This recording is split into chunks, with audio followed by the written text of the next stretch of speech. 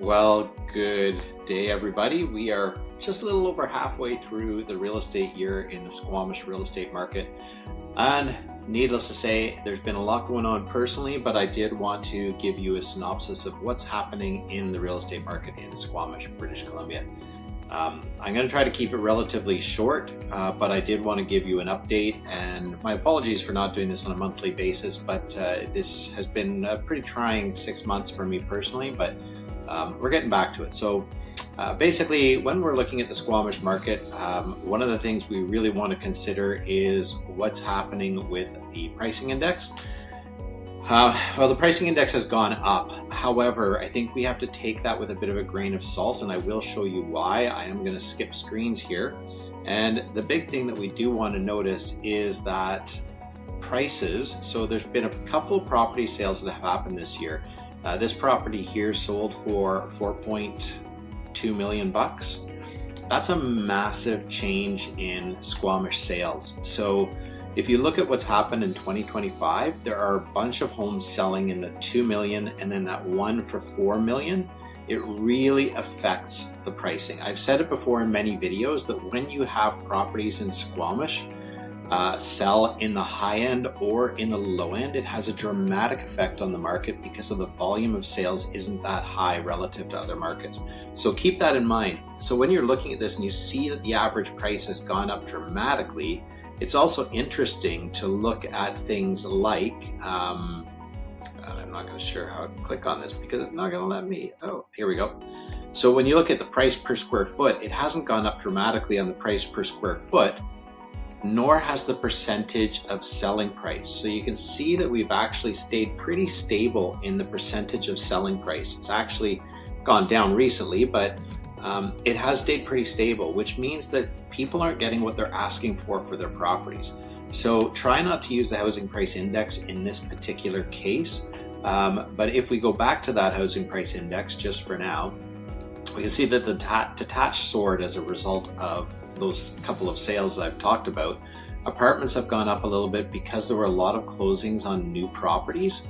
And then townhouses, which is kind of the standard now because we haven't had a lot of new product come on. So it's what's available on the market, and it's in a general downward trend.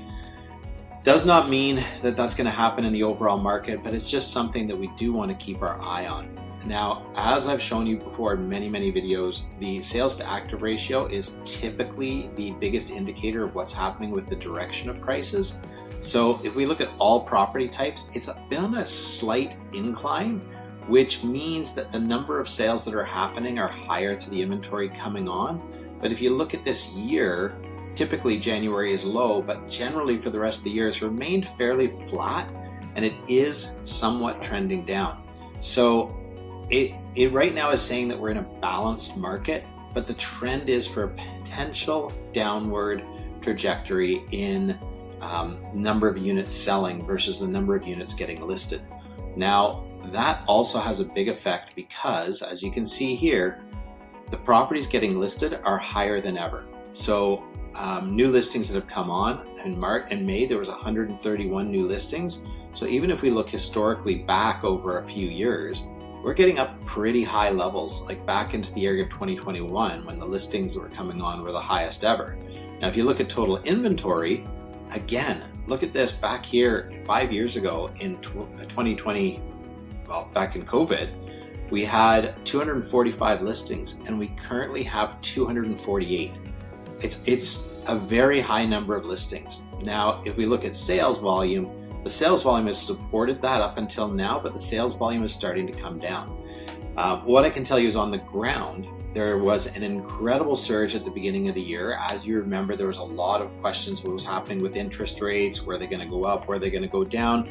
We had a little reprieve early in the year, which caused a buying frenzy. Now, we lost a large portion of our buyers through COVID. So when you look at it and you think, in a long-term picture, housing is a long-term purchase. So we had a lot of people buy during COVID, which depleted the number of buyers we had. So what I've been telling people is properties that are priced well, that either have suites or are in good condition and ready to be sold, those properties sometimes go into multiple offers, but the multiple offers are only like 2, maybe 3 offers if we're lucky. We're no longer seeing the 8 multiple offers. If you don't get offers right away on a property that's listed, it tends to sit for a long time because the market doesn't support it. So I think that's just really, really important to understand that that's kind of the way things are going right now. Days on market is another thing that we like to use. So you can see that the days on market is getting a little bit lower, which means buyers are stepping up. But I don't think we're in territory where you're going to see properties getting snapped up really quickly. It is the summer and things do tend to pick up in the summer. Now, here's the other one that's always been very critical is the percentage of list price. So people are still getting like 98% of their list price. If that starts to fall below 98, like gets into the 90, I don't know, the 97, 96 area, then we're looking at the market slowing down fairly substantially. And that's typically what happens. So that's one of the better gauges to understand what's happening. But right now, it's pretty stable. So again, we're in a pretty balanced market right now. It is very pocketed. So for example, if I look at the sales to active ratio across the board, that's one thing. There's the detached homes slightly going up, but there you can see the sales to active coming down in apartments and staying flat in townhouses. So it really depends which market segment you're in. Typically houses with suites are doing quite well.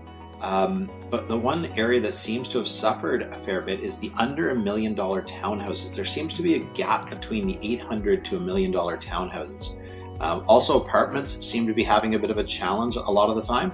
But that's just the market that we're in, and that's just the way it goes. Looking forward, I think what you can anticipate is that we don't have a large pool of buyers compared to what is normal. And if the inventory continues to increase, because like I've said, inventory here is quite high.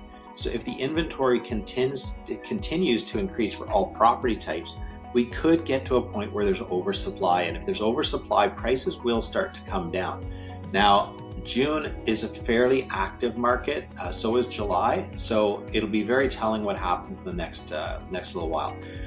The Federal Reserve is going to announce their interest rates. Doesn't really impact us. The Bank of Canada has stayed fairly stable with interest rates right now. So I think what we can look at is, I think what we'll see is prices stabilize. They could come off a little bit, but not enough to hang your hat on. So if you see a property that you love, it's time to buy. If you're thinking of selling, now is not a bad time to sell, but you've got to price your property well and make sure it's ready to be seen and it shows well. That's pretty much it. That's where the year has gone. We had a lot of price pressure early on, and then it's kind of subsided and the volume of sales has gone down a little bit. But that's pretty much what we're looking at. So I hope that helps everybody, and I hope that wasn't too long, but enjoy the summer, get out there, enjoy the sunshine, have a great year, and I will try to follow up monthly with videos. Thanks again, guys. Take care.